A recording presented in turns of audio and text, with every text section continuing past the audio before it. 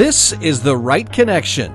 This podcast is designed to help you choose the right words and stories in your business content to create authentic connections with prospects, clients, partners, and colleagues. Now the host of The Right Connection, Catherine Burrows. Thanks, Carl. Today's guest, Anna Pilon, wanted to be Ann Landers when she grew up. She's always found it easy to help others find solutions to their problems, and they were always grateful for Anna's out-of-the-box advice. When she started her business, she wanted to reconnect with that vision, and when she did, her life became magical. Have a listen. Hi, Anna. Welcome to The Right Connection. Catherine, thank you so much for inviting me to join you today. So you have your own podcast, Talks on the Wild Side, which I've had the honor of listening to. Do you want to tell me how you got started on that journey? I would love to. For years and years, I've always known that I had a voice and I wanted to share it and speak out to the world, but I never knew what it was. So I kind of call myself, a rebel without a clue. And then podcast, it was kind of like, oh. And then as I thought more about what I could do with a podcast, I thought, this is perfect because, some people know a million things about one subject. Other people know one thing about a million subjects. I want to hear a million stories. So 24 down and 974 million thousands to go. So Carl Richards inspired the podcast, and I took his little week course, and I can't remember what it's called. Sorry, Carl. I took that 1 week, and I went, oh, this is a lot easier than I thought. So then I took his full course. At the time it was called 30 Days to Launch. Yeah, right. That doesn't really work in the real world. I mean, maybe there are people out there who can. I'm not one of them. But he's helped me, and he's helped me shape what it is. But I've had amazing people come on to my show and just share their stories. I mean, I have an opera singer. I have the rock stars of opera. I have a lady who is a very zealous advocate for basic income, right? So everybody has the right to have a certain amount of income so that housing and food is not an issue, right? You and I have both interviewed Lena Sabula. Her story I wasn't sure what to expect because I'd heard a little bit, and I thought, oh God, what am I getting myself into? But I was just absolutely blown away by her genuine caring and being able to tell a story without getting caught up in the drama of what that was, because she's so centered in who she is today. So my guests have been very, very interesting, and I'm looking forward to next season. I have a long list, and sometimes some of them are friends and you have to coax them in, like, I'm not ready for that. I said, it's just you and me talking. I'll record it.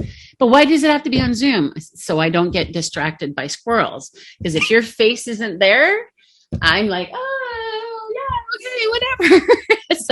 And that's how my podcast works for me. I'm just really inspired by listening to everybody's stories, because no two people have the same story. And it's been a pleasure to get to know people. Some of the people on my podcast I've known for eons, and some of them I never met before we hit click on Zoom. So it's been an adventure. Wow, that does sound exciting. And I'm sure you've heard some great stories. I've definitely listened to them when I listened to your episodes. So you also have clients that you work with. Mm-hmm. Do you want to tell me a little bit about how you work with your clients? Well, I'm a dream agent. So basically what I like to do is tell people I make your dreams come true. And it's not that I do the work, but what I do with my clients is we start with what is the dream, and let's define that, because careful what you wish for, because it will come true. So I really encourage people to what is your dream? And now let's work through the details. Let's get every aspect of that detail down there. And that's the big picture, but the little picture starts today. So Catherine, what do you do on a daily basis that leads towards your dream life? What do I? Yeah, what do you do? So for me, with the dream of talking to people, every day I find another way to be able to communicate with people. With COVID or pandemic or whatever you want to call this time of isolation, it's a lot more challenging to go out and meet people. But I have found it really cool because people are more willing to talk online and do that. So you can start a conversation. And it's really funny because when you first ask people, hey, would you like to be a guest on my show? And they go, oh, no. And I said, well, it's really easy. I said, it's just you and I are going to chat. I ask really simple questions like, who are you? Tell us a little bit about yourself, what you do, and what motivates you to get out of bed when that cover just is so comfortable. There's no way you're taking it off. And we just go from there. And I ask questions often based on what they've answered. I'll just elaborate on something that grabs my interest. So it's been fun. And then I always ask what book motivates them. Like what book would they share with everybody? And I often ask, what's a piece of advice? So those are my basic questions, but they're not all the same, as I'm sure you heard. Okay. So if I want to come to you as a client, how does that start? Typically what I love to do is do a tarot card read for people. Okay. So right now I have 2 Sundays a month, the second and fourth Sunday night of the month, I have a little program called Fireside Chats. And right now that is just me reading either tarot or oracle cards. So I will have a deck of cards in front of me. So I just grab the closest one. And so what I do is while we're chatting, I just shuffle the cards. And then when a card comes up for whoever's in the spotlight, but I'll just grab a card. Oh, overindulgence. And so that would be the card that I would invite the guest to. What is your intuition when you see this card? What do you think this card means for Catherine? And then when everybody's had a chance, who wants to, because not everybody wants to speak on a camera, then I will give my interpretation of what this card represents. So overindulgence, this beautiful little purple fairy is sitting in a wine glass and she's surrounded by grapes and that kind of thing. So it is wonderful to have pleasures in our life. But when we overindulge, we head down a path that isn't good for us. It isn't healthy in any way. And I mean, I've overindulged in things, and I'm sure we all have, but overindulgence can lead to addictions, right? And whatever your addiction form takes, it doesn't matter. It's all the same thing. It's all about overindulging. So when I have a client, I will read with the tarot cards because it opens up a conversation that you may not have ever thought about, or maybe it is something, and it is amazing how often whatever it is you're talking about is what I will pull up.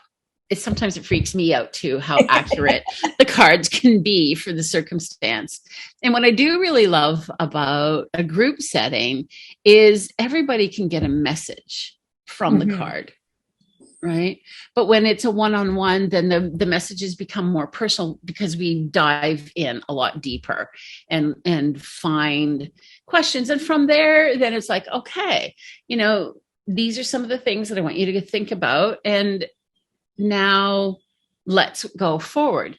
Some people have a dream. They just don't know what steps to get there. Not everybody knows how to dream, right? So many people say, I want to win a lottery. Well, there's nothing I can do about that. But you know what?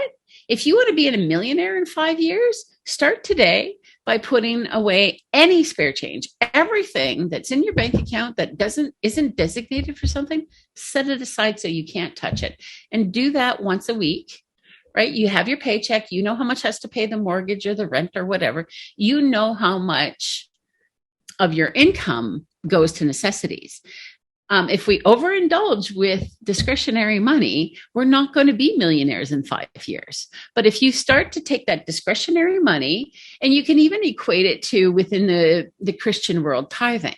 If you take 10% of your income and make that no longer discretionary, but part of your obligations, that 10% starts to add up really, really quickly. And so in 5 years, you will be a millionaire. If you're lucky enough, you might have bought a lottery ticket that gets you more than $1 million. But there are ways to achieve every single dream. What you have to do with a dream is break it down into bites. Like, how do you eat an elephant? One bite at a time. So how do you achieve your dreams, your goals, one step at a time? And doing a practice every day creates habits. And eventually, so maybe the habit is you need to talk to 5 people every week to get the perfect guest for your podcast, right? The first one might be really hard. That first conversation, you might stumble through because you're not 100% sure on how to invite someone to be a guest on your podcast. But after 5 times, you're comfortable. After 10 times, no sweat. After 20 times, you don't even have to think about it. There's a great book out there by James Clear called Atomic Habits. This is where I got my inspiration from this. Atomic habits are where you stack them. So the book is really, really in depth, but he does talk about it takes 21 days to create a habit, 30 to really have it sink in. And within 90 days, it is no longer a conscious thought. It is part of your subconscious daily activity. So I really like that, right? And you don't have to do 40 new habits at once. So once this habit's down pat, then you can add another one. For instance, he, in his book, uses exercise, for example. And he says, you don't have to commit to going to the gym for an hour. Commit to doing 1 push-up. And then, I'm down here. I did 1. Well, I might as well do 5, right? And then the next time, like when you get to the goal of how many push-ups you want to do, you can add something. Oh, well, I'm already doing push-ups. Why don't I add squats? But the idea is transferable to every aspect of your life. Do one thing today that will bring you what you want tomorrow. And that is the definition of joy and the word eudaimonia. If you ever go to my website, you will see the word eudaimonia. And that is the Greek word that Aristotle describes as joy and flourishing. And it's not joy that goes, yippee, I had a great day today. It's like, oh my God, this doesn't bug me anymore. Oh my God, look what I've achieved. So it's the joy that comes from accomplishing something every day. And that's how we flourish. Oh, that sounds like a beautiful feeling. So when you do the card reading for someone individually, obviously there's more than one card. So from what I understand, there's different sort of life areas. So would you have stuff for business and stuff for family and stuff for maybe romance and different areas of life? Yes, you can. I'm not a traditional tarot card reader, so I don't follow a script. Okay. I follow what comes out. We'll go based on intuition and what's presented in front of us and develop a conversation around that. I also rarely ask my clients what they want to know.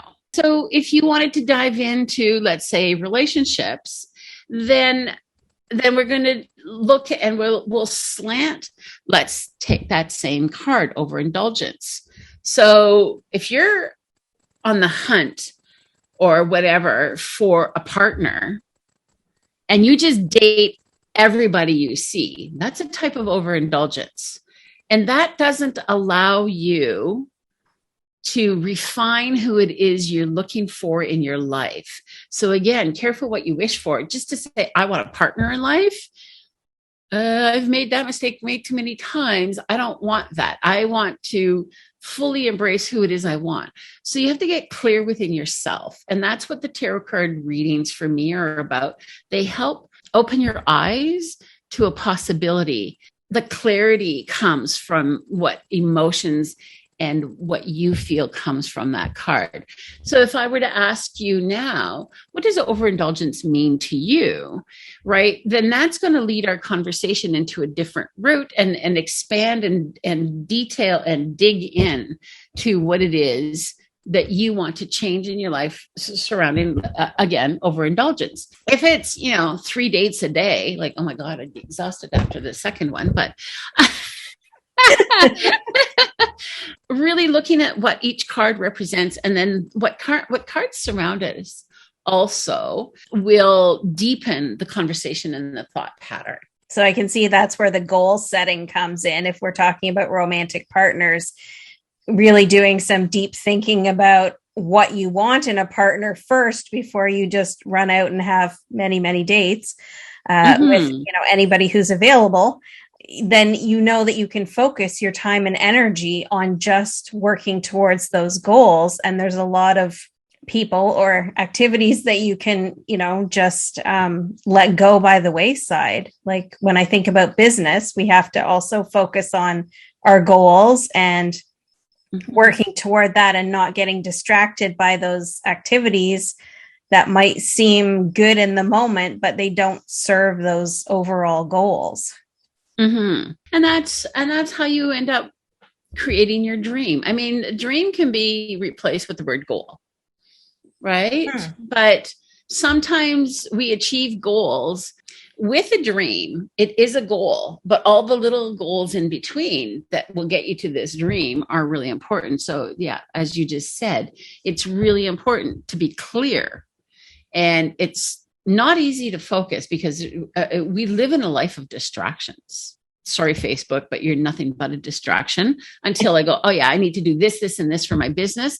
And when I focus that way, when I go in and I plug in my Instagram and my Facebook page post, and I don't worry about it until 12 hours later. So I started last week. I just took 3 cards from one deck, actually the deck I just pulled for you.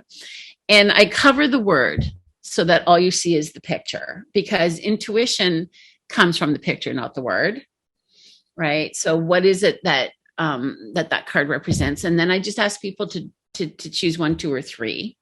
And if they want to share what they think the card means, they're more than welcome to. Nobody has so far.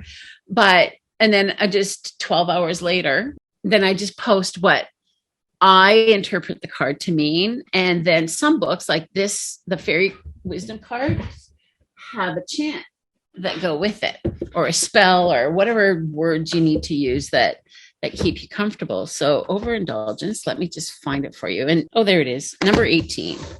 So if you're into numerology, 18 translates to 9, which is generally the end of a cycle or end of something. So that's a great word to go. But overindulgence here, the key word is grounding.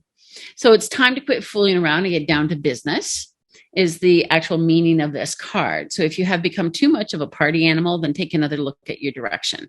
And then there's always a chant. And it is, and I love this, and because I just glanced at the first word, overindulgence is hiding an emotion, if you look at things that way. So the chant here is, I am whole, I am spirit, I rejoice in my life and the beauty it holds. I am grounded above and below, my connection is complete. I am, and so be it. So stop and ground yourself. And that's actually an excellent piece of advice when we're heading into overindulging, whatever it is. Stop and think, like, why am I going on this 5th date this week? Why am I reaching for a food that I know doesn't benefit me? Look at, and that's what I do. I look at what the card is, what your intuition is, and then what surrounds it. So we only picked one card. So we're just sticking to that one thing. But if I'd chosen cards that go around it, then we would expand on what overindulgence can do to us. And, there's some things that you can't overindulge in. You cannot overindulge in love. It's like you can never spoil a baby by holding it. So if that was the card that came up, and then depending on what surrounded it, then I'm going to talk to my client about, hey, okay, what is it you're hiding? What are you hiding behind? And we all do. We all have things that we haven't necessarily dealt with the emotion behind certain things. Right. They come out of our previous life stories. Yeah. So take the trauma and kick it in the ass and get it out of your life. Sounds like good advice. Thank you. And then do you follow your client along the journey? Like, is there accountability check-ins, or how does that work? Yeah, that's up to the client, because, as much as I would love to give all of this away, I can't. I mean, I still need to eat and overindulge. Occasionally, sure. I offer packages, accountability. I really like to follow up 30 days, right? Because that, when we get talking about habits, at the 30-day mark, that habit should be ingrained into you. And at the 90-day habit, you shouldn't even have to think about it. So those are two great markers that I like. But in the beginning, you want to follow up a little sooner because you don't want to say, oh, here's a bunch of play work, go and do this, and then leave them hanging. Because in the moment, when you and I are talking and listening to each other, a lot gets absorbed, but a lot doesn't, because our brains, although they're sponges, are still limited because there's already a bunch of other stuff in there, right? So we start to compartmentalize things right away, and we never get that opportunity to sort through. So that's why an accountability partner in everything you do is great, because they're a sounding board. They listen, or they're supposed to anyway. And I don't know about you, but I know I have fired people because the symmetry or the chemistry between us isn't quite right. It's either I talk and they're just like, who the heck is she, right? And this isn't going to work for me, or the other way around. I just, okay, this doesn't mesh. So sometimes you just have to let a client go, or someone you've hired go, because if it doesn't resonate true for you, it's not going to happen. It's like inspirations, right? Inspirational words and all those things. If they don't resonate true, they aren't going to change your thinking. You can say something and fake it till you make it, but until it resonates in honesty in your own heart, soul, brain, whatever, it's not effective. Yeah, I think that's why it's so important to be really clear about who our ideal clients are, because then we do get those people that fit well, that work together well, and where we benefit from each other. They benefit from what we're providing, and we benefit from what they're providing. And that, again, that's probably comes with the clarity around your goals and dreams and your why. And it's sometimes, and that why is sometimes really hard to define, because at first when I started down a health routine, it was like, it is so hard to always choose the healthy stuff. If you've got the not healthy stuff, because I'm a lazy cook, it's easier to reach for a cookie than it is to make a peanut butter sandwich. But then when you really examine your why, and for me, my why in terms of health is I have 2 young grandsons. Actually, Sam turned 7 today. So I'm heading to his birthday party this afternoon. But those 2 little men are my why. They are my joy, and I intend to dance at their weddings. And because they're only 7 and 4, I had a long, long wait. So my why when it comes to my health is internally, I want to feel good. I want to have energy. I want to be able to go. Next month, I'll be 62. So, there's a lot of naps involved in that go. But I want to be able to, when I'm 80, because I will be in my 80s before I get to dance at their weddings. So, and my mom is an inspiration that way. She is 84 years old, still snowmobiles 4,000 kilometers a year. And when she can't snowmobile, she's on her 4-wheeler. So she has almost as many kilometers, if not more, on her. And she, up until this year, she heated her house with firewood. My mom does not sit and relax until she's exhausted. She goes and she's gone hunting with my nephew this week. And, so it's inspiring to have someone like that in your life who's got the energy to do the things that they want and the things that make them happy. Yes. And you can take the energy and use that for whatever your own goals are and dreams are. And that's a beautiful dream of dancing with your grandsons at their weddings. I can see a picture of that in my head. It's so beautiful. Oh, thank you. Thank you. Yeah. And everybody's whys are personal. And that's the beauty of what I do, and you as well. Every story is unique. And so every client, right? I mean, I have a bit of a formula.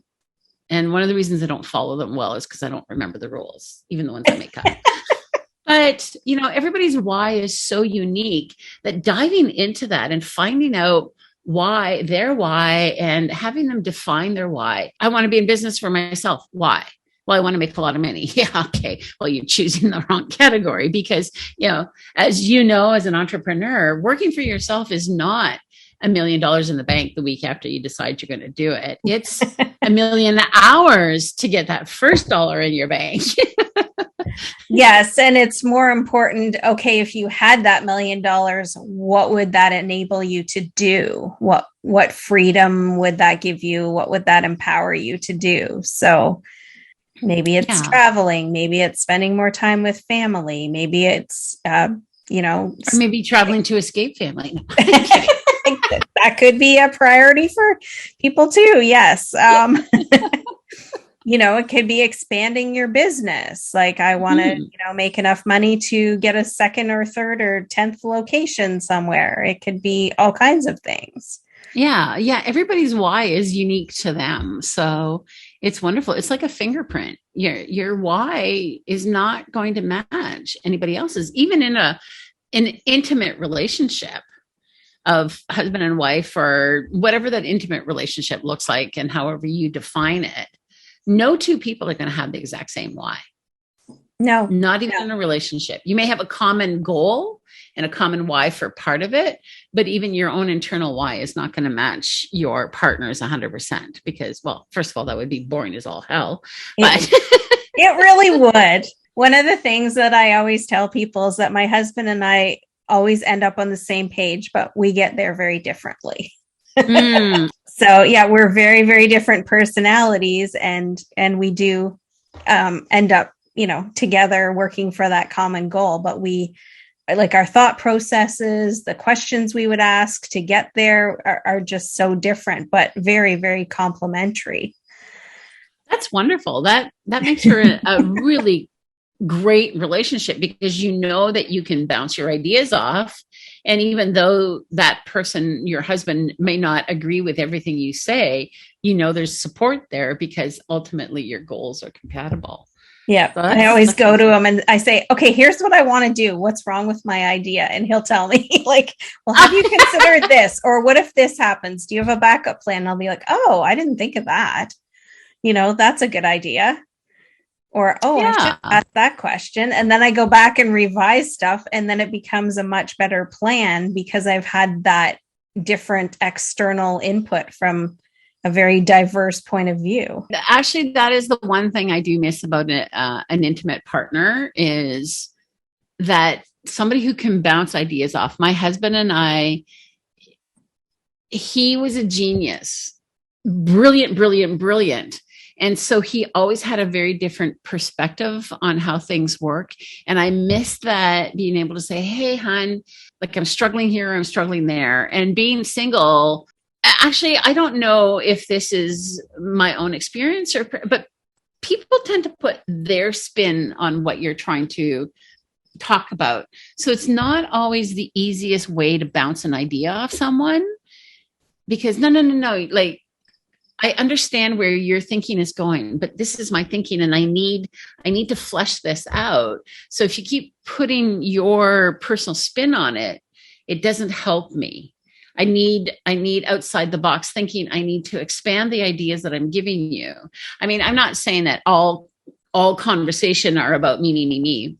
But there's an art to listening, like you and your husband, you have that relationship where he can throw out ideas, but he's not making the idea his, right? He's not changing what it is you want to do. He's just having you look at different aspects. So that's the hardest thing about being single is there isn't someone who knows you so intimately, so well that you can get that kind of deep conversation going. And that's why people need someone like you, Anna, to to run their goals and dreams by and to have that accountability with you so that you can be that person that says, have you considered this or what about that? Or what's your plan to get to that dream?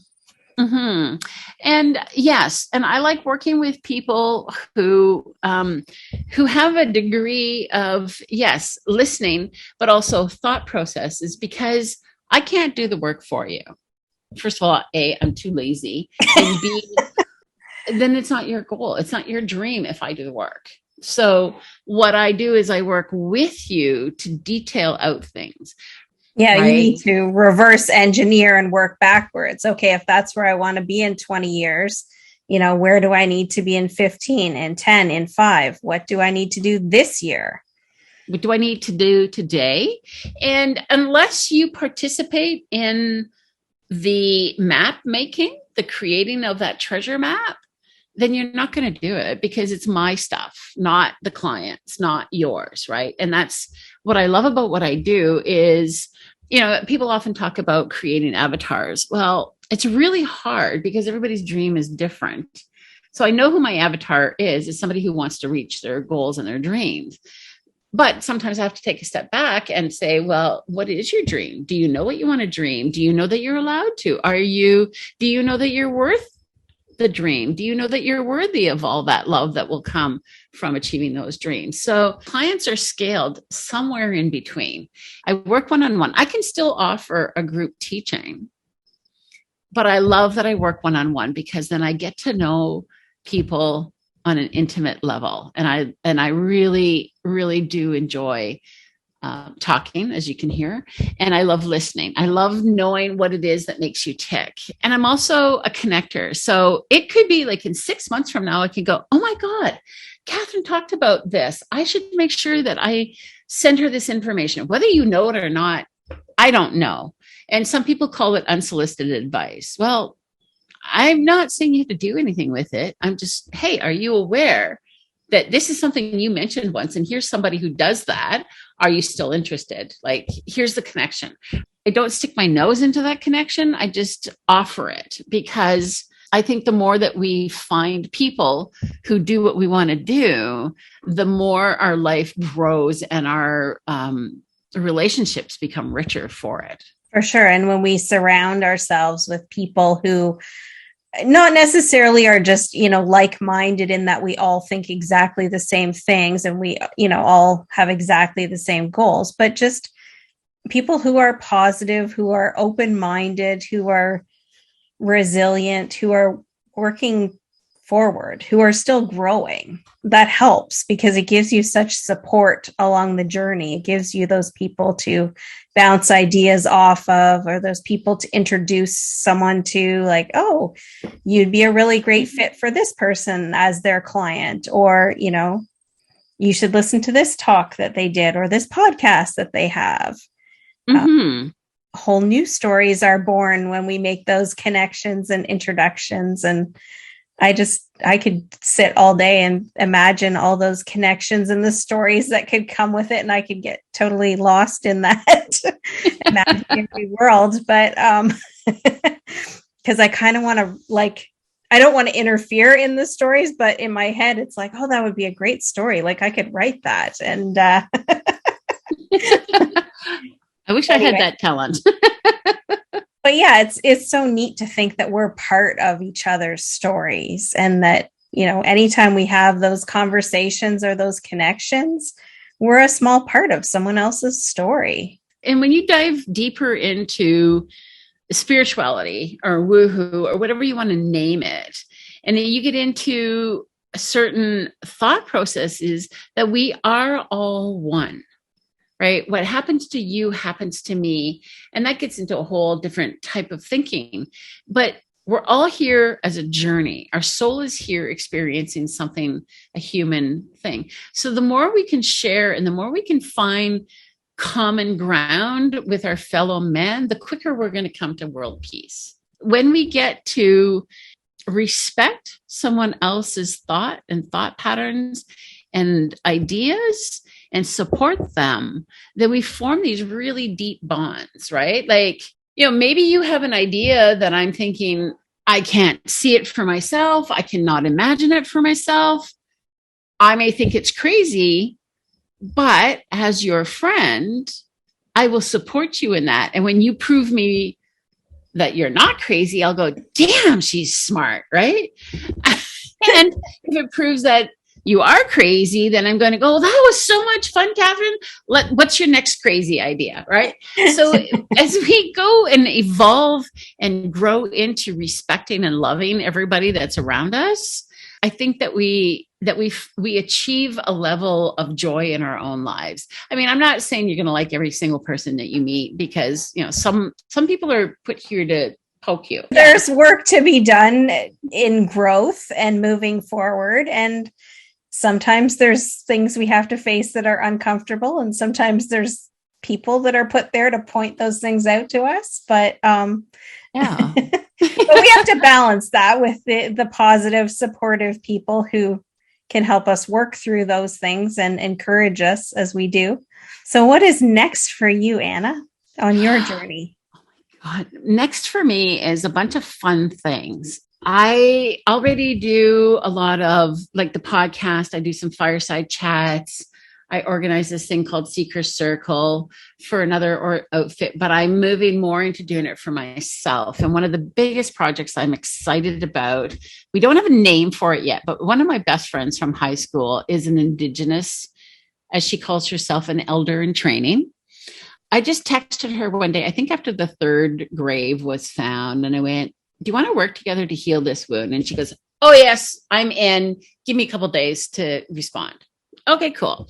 In the new year, we're going to have, I don't even know what to call them, but webinars, seminars, talks, readings, books, and everything. So you've bought the orange t-shirt. Now what do I, as a privileged white person, what can I do to support the healing of the genocide that has been committed for the last 500 years in this country, right? How do we erase racism? How do we support the dignity of these fellow human beings that we have crushed? And that's the heritage of white privilege, is that we, a collective we, I mean, you personally may not, but the collective we of white privilege has always been, if you look back through history, has always been, we're going to take you, we're going to overrule you, we are going to suppress you, and everything that you believe in is wrong. And that's from religious, paganism, religious, spiritual, color of your skin, it doesn't matter. Somehow white has tried to suppress that. And what I want to do is I want to be a part of the revolution that changes that. So right now I'm just calling it, you've bought the orange t-shirt. Now what are you going to do? Well, that sounds very fascinating. I'm looking forward to learning more. Thank you. Yeah. I would be happy to post your contact information and your links in my show notes. Oh, thank you. That would be wonderful. Yeah. And the universe is providing, because as soon as Ruby and I started talking about this, people with Indigenous stories are coming forward. One of the first time guests who showed up to my fireside chat on Sunday is, and I forget the name of his tribe because I had never heard it before, but he's from somewhere in Southern California. He is the 6th generation from his heritage, and they are fighting for certain rights. And as we got chatting, so he's going to come and work with me and Ruby. And last night I was introduced to another lady who has a Métis heritage. I also have a Métis heritage. I've just never really done anything about it, but I really, really want to bring everybody together. So like, let's fix this. I just recently met an archaeologist, like Indiana Jones in real life. He's working on a dig in northwestern Ontario, like north and west of Thunder Bay. They've just found a grave site in the path of the pipeline. So all pipeline has stopped. Obviously, you should not move a grave site. So, maybe the pipeline has to do one of these. Who knows? But, and his wife teaches at the university. She teaches Indigenous spirituality. And it's just so fascinating. Like my girlfriend said, and I mean, she was even married to a white man at one point, and they were Pentecostal elders and the whole 9 yards. And now she's come back around to her roots. And she said, Anna, we don't bow down. We don't have, she says, even the word the creator that you often hear in modern Indigenous studies is a word to appease the Christians. Right? Wow. And that kind of thing. So that's just one little piece. And then the story of her dad surviving a residential school. He ran away at 13 with a broken arm and lied and joined the army to get away from residential schools. So that's just one story out of one friend. And so I'm really excited about the connections to childhood friends that, they know me enough to know that I'm not another white girl coming in and telling them how to fix things. I'm the white girl who's coming in and saying, how can I help you fix things? What do you need me to do to fix things? And that's where this whole thing is going. We will probably do some podcasts around it. We're going to have a summit, or just a lot of plans. Okay. Well, thank you so much for being on The Right Connection today and for sharing your story. Thank you so much for having me on your show today. And I look forward to listening to more of your podcasts as well and deepening our relationship. Thanks for listening today.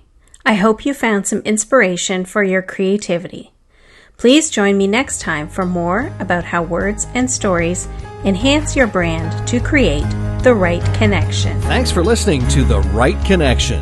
If you have a question for Catherine, reach out to her by sending her an email, catherine@catherineburrowscreative.com, or visit her website, catherineburrowscreative.com. And don't forget to follow Catherine on social media. Until next time, thanks again for listening to The Right Connection.